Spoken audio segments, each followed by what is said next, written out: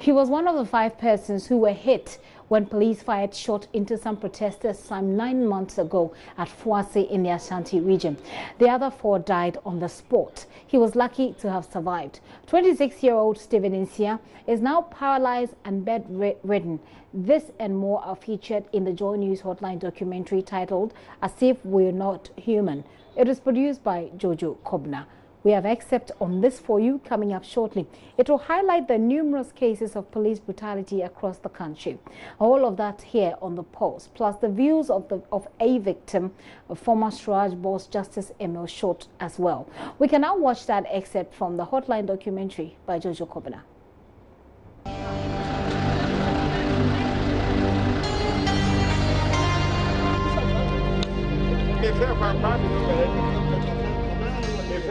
On 7th February 2018, residents of Fuase in the Akwima-Kwawoma district of the Ashanti region protested the relocation of district capital Fuase to Twede.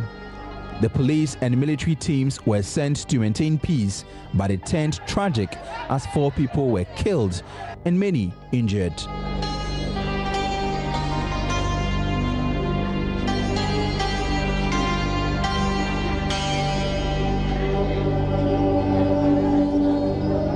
Stephen Nsia narrates that on that day, he went to run an errand for his church when he was shot.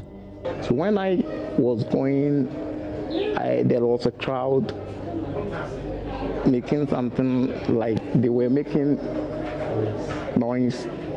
And when I got there, I stood there and called my friend, and he said he's around that area. And I said, okay, I'm also here, so you should come and let us settle everything that. You should come and let us settle what he told me. And the police guys came, and the moment they landed, they just make shooting. So I was panicked. I couldn't go back, and I couldn't go forward. So I decided to find a place to hide. What I just seen is I was at the hospital and was paralyzed, and I couldn't do anything. So that is what that is all about what I can say.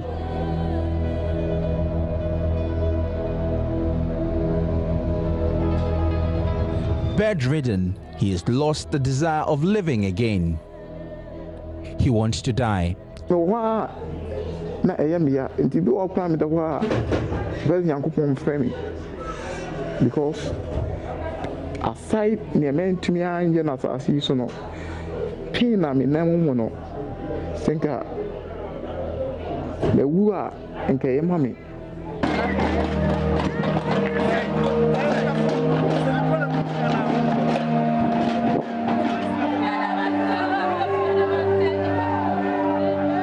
Four persons were killed by the joint police and military team: Douglas Adai, Kojo Ofori, Prince Apia Boateng, and Kweku Seth.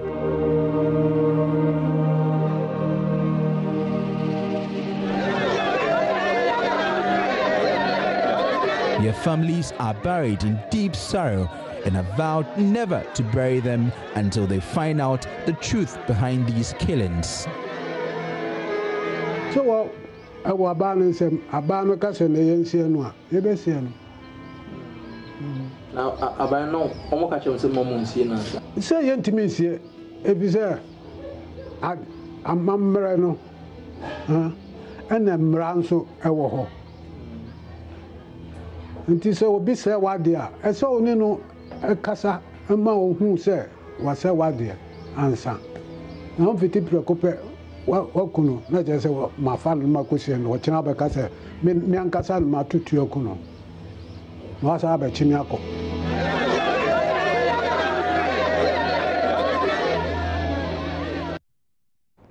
Those Those are excerpts from the Hotline documentary, As If We Weren't Human. Well, first, let's get to understand the statistics behind police brutalities. We'll be talking on the telephone line with Selassie Abdallah, who is son of the late Harrison Abdallah, who is also the man who was a victim of police brutality. We'll hear his story. We'll also be joined on the line by former SWAT boss, like I said, Mr. Emil Short. But let's take you through the graphics now. So, we're talking about complaints against police, according to a PIPS report in 2017. The 642 complaints came to PIPS, 174 investigations were completed, and 468 remains under investigation.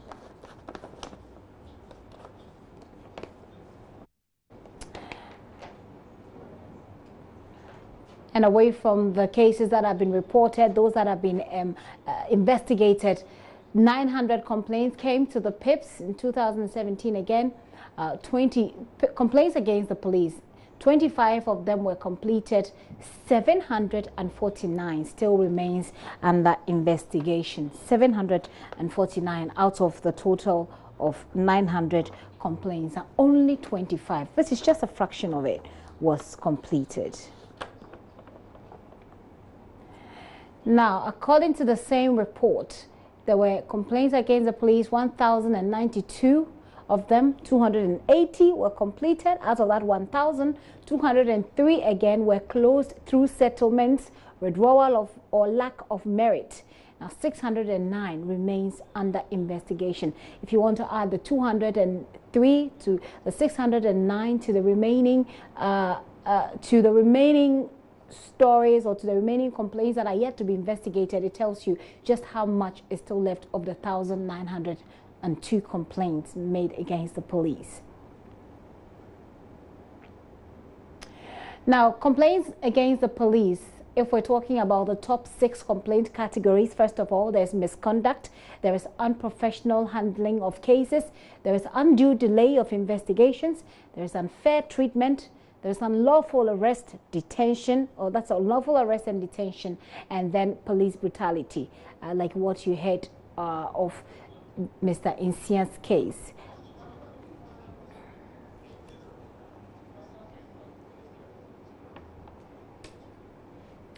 So those are some statistics for you to help you understand the situation as it is. Cases that have gone to PIPS, which investigates the police, and how those cases have actually fared. On the line, like I indicated, is Frank Selassie Abdallah. He is son of Mr. Harrison Abdallah, who is dead at the moment. The man was also a victim of police brutality. Also on the line is former SWAT Commissioner, Justice Emil Short, and who also help us understand the legal options available to persons like this. Let me begin with Mr. Abdallah. First of all, by the way, you can join us on social media with your thoughts and with your own story as well. Mr. Abdallah, thank you very much for your time this afternoon. Can you hear me? Yes, madam. Good afternoon. Very well. I'm sure that this documentary that we've aired has made you relive the pain of losing your father, and made you relive the pain that your father must have gone through. Yes, this documentary you are doing today has really brought the pains back, because I was a 7-year-old boy then when I went to go and visit my father in his shop. Before I got to the shop, there were military men and policemen in front of his shop. And somebody introduced me to them as the man's son. They beat me. They threw me among the crowd. I was a little boy. My father was, they shaved him with bottle right in front of his shop. They brought a tractor trailer, stole his things in the supermarket, parked it in the tractor trailer, tie his waist with a rope, and then asked him to pull the tractor trailer. My daddy could not pull the tractor trailer because it was fully loaded with his own goods that the soldiers and the police looted or stole. After that, we made a complaint to one ASP Nuchugan then, He was then the Qatar police commander. He told us he didn't know anything about the operation. My father was shaved. My sisters were arrested. My brother, called Kofi Abdallah, William Abdallah, who was in the house with daddy, was also beaten mercilessly. My daddy was shaved with broken bottles and was transferred to Whole prison without any charge. My daddy was in prison for some few months, and he was released. Now, my question is, what were the charges put on my dad? Because my daddy has never worked for any government in this country. He's been a self-employed person from his childhood. What was his crimes? And the things that were looted and the beatings that were given to my dad, what were the reasons behind it? My daddy died prematurely. He's been complaining about this beating, my back, my waist, my body, until this man died without any help from the state or any institution. Well, what was the situation? What was the situation in the country like at the time that this attack came on him by the police? The attack, you say, by the police and the military officers came upon him. What was happening? Was there some sort of political instability? No, there was no political. Which year was this? It was in 79. 1979. It was in 79, and we made a complaint to the police. Nothing has been done up to today. I have the chance today to talk to Joy FM, and I'm appealing with the people in authority today to do something, because my father's goods worth 2 million Ghana cedis then in 1979 was looted. So you say they have taken it. Up to now, we have not seen where the goods are. So even after all these years, it sounds to me like you're still hopeful or optimistic that there will be some sort of punishment, because the people who were involved may have died. Yes, but few of them are still alive who will be able to answer questions, and they should be brought to justice. Do you know some of them who are still alive? Yes, I know few of them who are still alive. And they know about this story I'm telling you. It was published in the dailies in 1979, July 17th. Okay. Well, hold on for me, Mr. Abdallah. Let me engage the former Strat Commissioner, Justice Emil Short. Mr. Short, thank you so much for your time this afternoon here on The Pulse. Yeah, you're welcome. It's been a while. I trust that you're doing well. Now, let me just first of all find out, have you seen the documentary? No, I haven't seen the documentary, but I've heard the statistics that you mentioned when I was on the phone, but I haven't seen or heard of the documentary itself. Okay.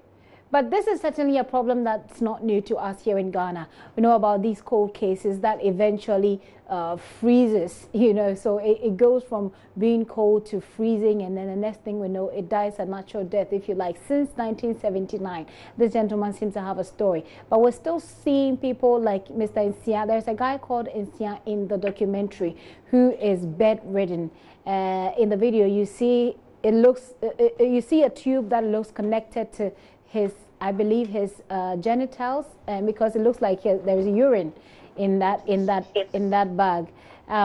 You also see packs of diapers. So I believe that he's unable to ease himself, the way that we do. He is living with this story from what he believes is police brutality. What are usually the options available to people like this? Because it will still be the police that will eventually have to investigate itself somehow, like what we're seeing in Kumasi. Well, first of all, let me say that this documentary and also the statistics that the documentary shows and the description of some of the injuries that have been sustained, and some of them which are fatal, demonstrates a very appalling situation, and it's an embarrassment to the police service and to the nation itself, And even though the individuals, the victims, can we go to the courts and seek a remedy? Invariably, most of these victims don't have the necessary resources to go and hire a lawyer to go to court, and sometimes the court process takes so long. So they depend on the police itself to investigate the matter and come out with a remedy. That's a difficult one. Yeah, but as the documentary shows, the statistic shows, the vast majority of these cases are never concluded. The investigation is never concluded. And even in some cases when the investigation is concluded, the research with the Commonwealth Human Rights Initiative did shows that sometimes when the investigation is completed, the police, the PIPS, does not disclose the outcome of the investigation. Sometimes they would say that it's an internal report, and so they don't have to disclose it. And it's for this reason that after considerable research done by the Commonwealth Human Rights Initiative, we decided that there is a need to hold accountable the police by having a legislation which establishes an independent public complaint institution completely separate from the police that would investigate these complaints and bring it to a conclusion. So we launched that report recently, and we are hoping that the necessary authorities will have a look at it and will agree to the establishment of such an independent public complaints committee. But then again, Mr. Short, we've had issues with organizations like Shraj complaining of the necessary or the requisite resources to be as effective as as it was intended for organizations like it to be. We've had the police have complained of resources. We've had even the special prosecutor's office. I mean, the special prosecutors, mind you, was more like a political promise, and it has attracted so much attention. Even an organization like that still complains about lack of resources. How sure are we that organizations like you're proposing will still have the wherewithal to be able to operate or to be efficient? Well, we can't be absolutely sure, but at least it's a step in the right direction. And at least if the institution has some resources which it can use to investigate some of these cases, pressure can be brought on the police institution and on the government to take action.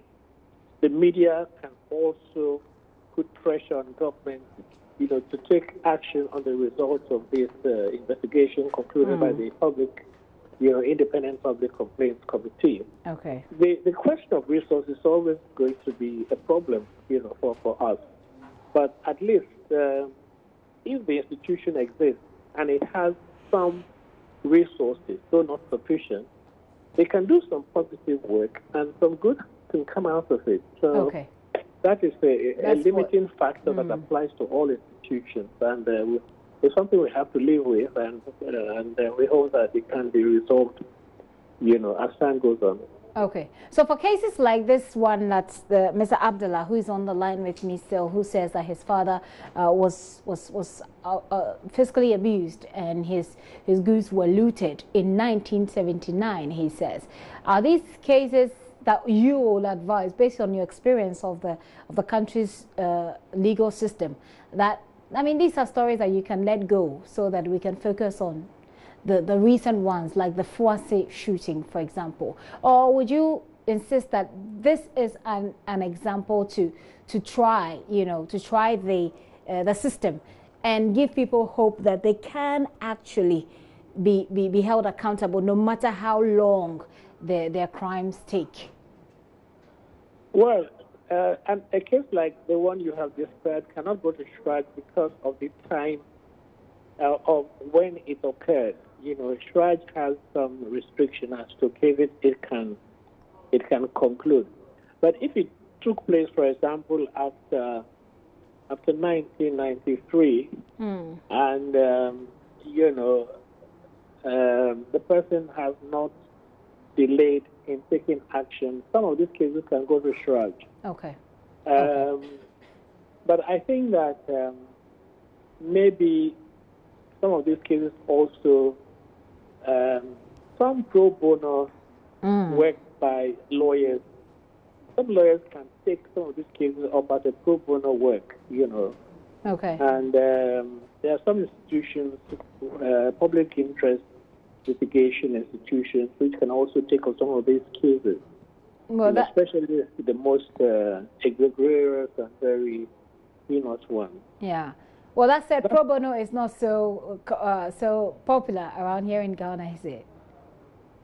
Well, some of the lawyers are involved in pro bono work. It's a question of trying to find out which lawyers from the Bar Association, the Ghana Bar Association.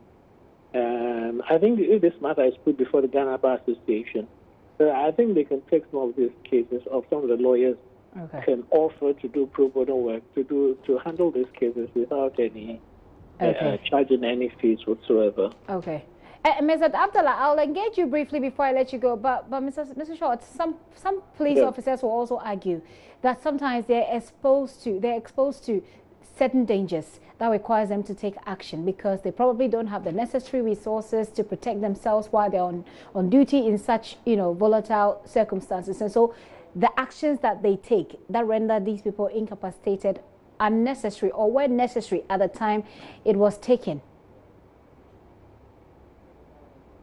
From my observation, I think the training that the police get is gravely inadequate. For many of the instances which we have witnessed, the police are too often very trigger happy. In the first place, I do not understand why the police should be armed with, live bullets when they are dealing with civilians, unarmed civilians. In many other jurisdictions, the police use water cannons, rubber bullets, or tear gas. But in Ghana, where the police use live bullets against unarmed civilians. So I raised the same issue with the police officer who was here in the studio, I think about 2 weeks ago, when the Medina Adenta issues came up, and he said that depending on how close you are to a rubber bullet, you could still be hit this much. So the point he was making was that they weren't using live bullets, but depending on how close you are, the rubber bullets can be equally damaging. But the rubber bullets are less lethal and damaging than live bullets. But there are other alternatives. I mean, if you watch some of the demonstrations you will see on CNN and BBC, you see that in many cases the police have shields, which they use against demonstrators. People who might be throwing stones, they have shields that they use against them. Yeah. They don't even use guns against these civilians, And there are other methods, as I said, water cannons, tear gas, But in our situation, we don't see any of these methods being used. And it is quite frightening when you see the police with this AK-47, and they use it against unarmed civilians, even within the confines of, let's say, a bank, as happened recently. Okay. So I think the training that the police get is inadequate because they are not trained to exercise restraint, even when they are under attack, which is extremely important. They have to be trained to exercise restraint and to show circumspection when they have to deal with protesters. So I think that training is extremely important. If the police are going to have a good image and they're going to be able to have a cordial relationship with communities in order to be able to solve crimes. So that is one other aspect which I think Ghana Police Service have to look at, the training that they give the police. Thank you very much. But Mr. Abdallah, you heard what the former commissioner for Shrad says. He says that your case is since 79. That's quite old. But of course, there's an advice for those who have cases that's lasted since, for example, 1993. He said you can take it up. Do you still intend to take this matter up, or do you want to give it up? No, I will not be able to give this matter up because as I'm talking to you, I have a sister who was brutally beaten until she's mentally ill. As I'm talking to you, she's still alive. And our daddy lost goods worth 2 million Ghana cedis in 1979. Because of that, some of my siblings were not able to go to school. We have to grow the hardest way. Are you telling me that we should just forget about this and say that it's all for the benefit of Ghana? What do you intend from all this? What do you intend to do with this case? My family and I are planning to write a petition to the president. We're trying to petition the president. We're going to serve a copy to the Speaker of Parliament. We'll serve a copy to all the security heads and wait for results. Okay. If they don't do anything about it, we'll go to the United Nations to seek redress. Okay. Mr. Schwartz, is this something you believe is sustainable? Is this something you would advise? Okay, seems like we lost Mr. Schwartz as well. I wanted to find out what he thought about this. Perhaps he could have given you, Mr. Abdallah, some legal advice which may be helpful, but we lost him on the line. Mr. Abdallah, thank you so much for your time this afternoon here on The Pulse, and I wish you all the best with the case, and sincerely sorry about the loss of your father and about the state of your sister. Abdallah there, he's a son of a man who also suffered police and military brutality. He says that he's taking up this matter. He will not rest. You're still watching The Pulse with me, Gifty, and up here. Now, let's still stay with security-related issues because families of the seven Manson Quanta residents who were killed 4 months ago say the police should not be allowed to prepare the dockets based on which 21 of its men indicted for the killings will be prosecuted. The police had alleged the deceased were armed robbers who engaged them in a gun battle until they were brought down. They even displayed the weapons used by the victims. But a committee which was set up by government to investigate the incident say there's no evidence to back the claims of the police. Kamla Adam has more.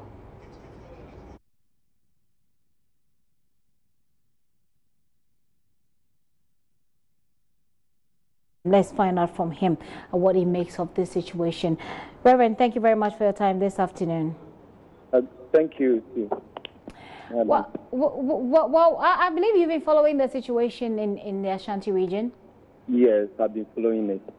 What do you envisage this particular issue is going to take the community as far as their relationship with the police there is concerned?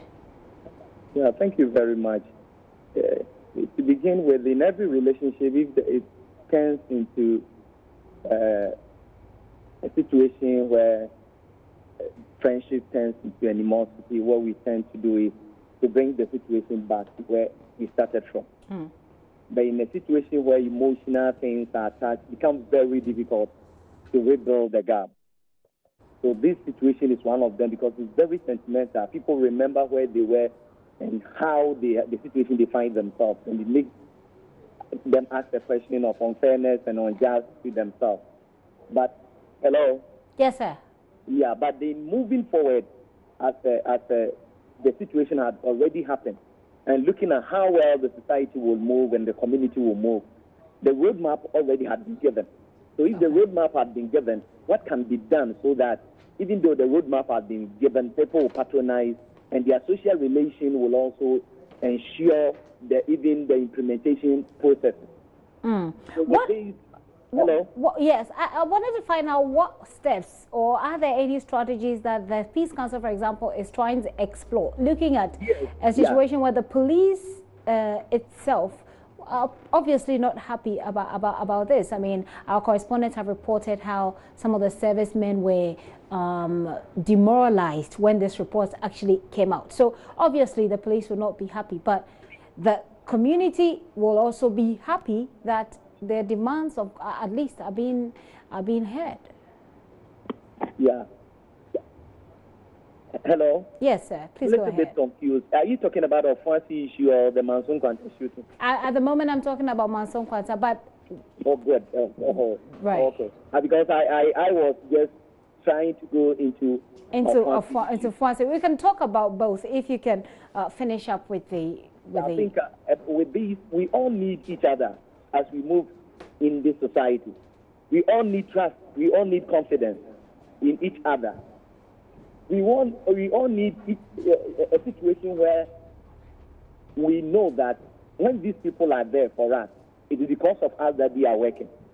And that is what all of us must understand, that a society cannot move on when the security laws are not enforced. That one is we must all understand. But moving forward in the way, the question of demoralization, I think that the police should continue to do their work. And in that, I think that this is the time for the things, because the police is a service. So if there are some old colonial aspect of it that must be taken out, that relationship has to come back. When you look at a country like Malawi, it's the community who invite the police, who work for them, and they know each other and they stay in the same community. Can Ghana adapt this strategy? So in going forward, I think that the system of the police, the service system, must look at very critically that the society is the people that they are working with. And the society must win their trust in all the things that they do. Because when you look at what is happening, there is a gap between the police and also the society. And it becomes very difficult when you want to combat crime.